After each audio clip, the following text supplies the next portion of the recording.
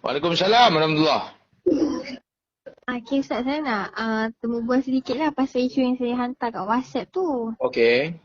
Boleh tak Ustaz ulas sikit macam isu yang macam mana nak elakkan etnik Rohingya ni datang tapi menggunakan laluan tikus. Maknanya tak datang secara proper lah. Maknanya dia datang daripada Indonesia, daripada Thailand macam tu. Okey. Baik. Dia etnik Rohingya ni dengan Indonesia, dengan Bangladesh, Pakistan, dengan warga asing yang lain, dia tak sama. Dia kedudukan dia orang ni tak sama. Betul? Sebab warga-warga asing yang lain, dia boleh datang ke negara kita melalui pelbagai cara. Melalui calling visa, melalui visa pelancong, melalui student visa, visa dagangan, macam-macam.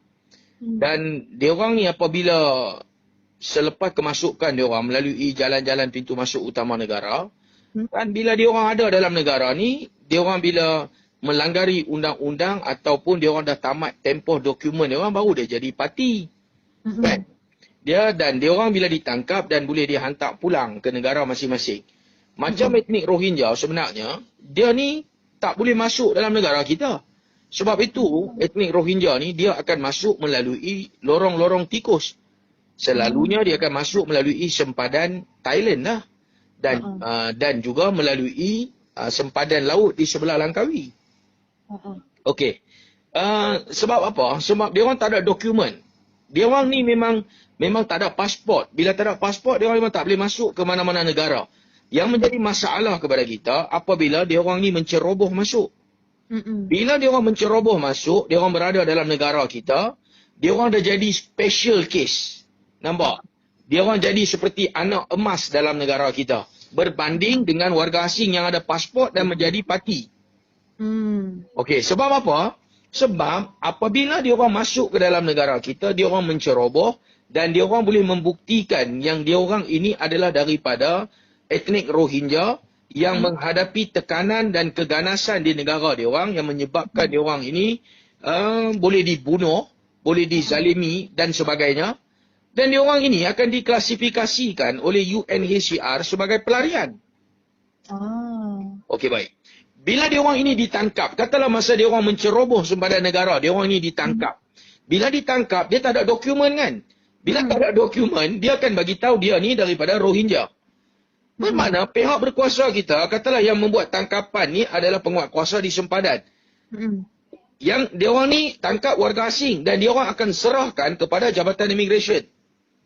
Jabatan Immigration pula bila dapat warga asing yang tak ada dokumen, dia akan bagi tahu dia Rohingya. Automatically Jabatan Immigration akan menghubungi UNHCR. Bila menghubungi UNHCR datang ataupun dia mungkin datang dalam masa yang sekejap ataupun ambil masa 1-2 bulan. Dalam masa tu dia orang ni akan ditahan di depo tahanan. Ataupun dia orang ni akan dituduh di mahkamah sebab menceroboh negara. Dalam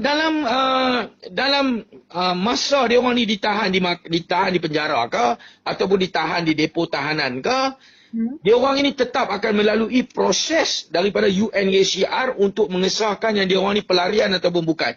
Bila disahkan dia orang ini pelarian daripada etnik Rohingya dan dia orang ini akan dibagi kad UNHCR, habis. Keluar penjara ada kad. Selepas tu, bila dia keluar penjara, dia ada kad, dia tak akan dihantar ke mana-mana. Sebab itu dia orang ada di sini puluhan tahun. Betul. Okey, baik. Ini yang menjadi kegusaran rakyat Malaysia. Sebab dia orang ini tidak boleh dihantar keluar. Dan kalau kita buat laporan polis ke atas dia orang ini, polis tak akan ambil tindakan. Kalau kita buat laporan ke atas immigration pun, immigration memang tak mau ambil tindakan. Sebab dia orang akan dilepaskan semula.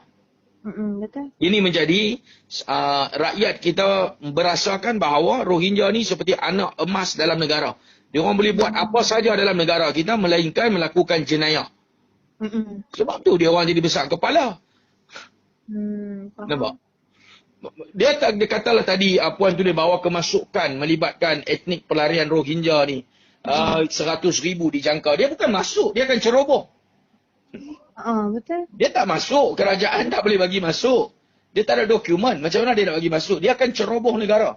Apabila dia menceroboh negara, bermakna kita menghadapi masalah di sempadan. Kawalan sempadan kita ni lemah. Sepatutnya kerajaan kena tengok kepada komander-komander yang mengawal sempadan. Sebab dia melibatkan duit. Kemasukan Rohingya ni melibatkan duit. Dia orang bayar kepada Tekong 10 ke 15 ribu satu kepala. Sebenarnya yang perlu diambil tindakan adalah komander yang jaga sempadan. Tapi kita belum pernah dengar lagi berlakunya pencerobohan, ada komander-komander ataupun penguat kuasa yang diambil tindakan.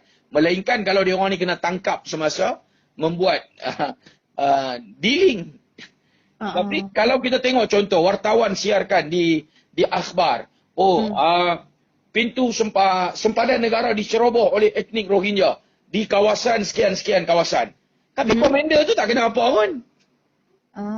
Mana boleh contoh kita sebagai pemilik syarikat, kita berikan CEO menguruskan syarikat kita. Kita mesti nak syarikat kita ni sukses, boleh berjaya, boleh buat keuntungan kepada company CEO ni kan. Kalau CEO ni gagal buat keuntungan kepada company, pemilik syarikat akan buat apa? Buang lah CEO ni.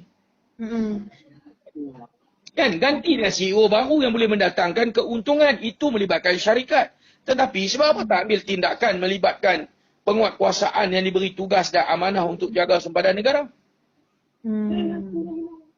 Sebab jelah maknanya diorang dah ceroboh. Lepas tu bila ambil tindakan, diorang akan gunakan kad UNHCR tu, jadi diorang akan kekal je lah di sini. Betul. Sebab itu dia sanggup bayar 10 ribu pun sanggup bayar. Mana ada pelarian bayar sampai 10 ribu ringgit. Kalau dia orang ni pelarian, bermakna dia orang lihat destinasi di Malaysia ni bukan sebagai pelarian dah. Dia orang lihat sebagai tanah untuk dia orang terus kekal. Bayar 10 ribu ringgit boleh kekal terus di Malaysia. Dia orang boleh kekal di sini, hidup di sini, dia orang ada komuniti, dia orang ratusan ribu komuniti dia orang akan tak akan ditangkap, dia orang boleh bekerja, dia orang boleh buat apa saja dengan berbekalkan 10 ribu ringgit. Kalau kita di tempat dia orang pun kita akan buat juga, jual lah pihak tanah ke, apa saja ke yang ada di situ, jual, ceroboh masuk, terlepas masuk dalam Malaysia saja dah. Selamat, boleh dapat negara. Yang ni sebenarnya yang sedang berlaku. Faham. Sebab kita ada masalah ni tak boleh nak kawal ataupun nak tetapkan had ni untuk elakkan banyak sangat datang. Betul. Sebab sepatutnya macam ni. Sepatutnya bila kita buat pembongkaran di Surplus, kita buat pembongkaran melibatkan etnik pelarian yang cukup ramai. Kerajaan kena berunding dengan UNHCR untuk macam mana ambil satu solusi nak segera hantarkan Rohingya ni ke negara ketiga. Tetapi saya kecewa apabila kita yang bongkarkan isu melibatkan lambakan etnik Rohingya ni dalam negara sampai kita bagi tahu kepada pihak KDN, dia orang sendiri memang tidak ada sebarang data melibatkan Rohingya. Tunggu dia orang masih tak faham lagi. Kita dalam negara kita kan. Sebab apa KDN yang ada kementerian KDN ni, sebab apa dia orang tak ada data melibatkan etnik Rohingya? Boleh tak orang duduk dalam rumah kita ataupun kita sebagai pemilik rumah, kita bagi sewa kepada orang rumah, kita tak tahu berapa orang duduk dalam tu. Kita mesti ada dalam agreement berapa orang masuk kan? Tapi Malaysia tak tahu. Sebab apa Malaysia tak tahu? Sebab apa KDN tak tahu? Sebab yang keluarkan kad UNHCR ni bukan KDN, bukan immigration. Tetapi adalah UNHCR. Dan UNHCR ni tak akan berkongsi maklumat dengan KDN. Sebab dia tak ada terlibat langsung dengan KDN. Yang ni yang jadi punca dia ni. Sepatutnya apabila kita bongkarkan isu Rohingya, KDN perlu segera runding dengan UNHCR. Menggunakan desakan rakyat yang bangkit sekarang ini yang memberi tekanan kepada kerajaan. Sebab itu dia orang perlu berunding dengan UNHCR bagaimana keluarkan pelarian-pelarian ini ke negara ketiga.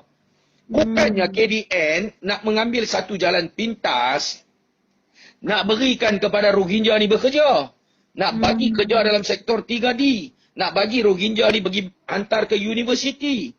Ini tak betul. Ini melanggar undang-undang antarabangsa. Sedangkan negara kita, Malaysia, Tak ada pun ratifikasi perjanjian tanda tangani 1951 untuk menerima pelarian. Kita tak ada tanda tangani. Negara kita juga tak ada tanda tangani perjanjian melibatkan protokol 1967. Bagaimana untuk menguruskan pelarian? Tak ada. Kenapa kita terlampau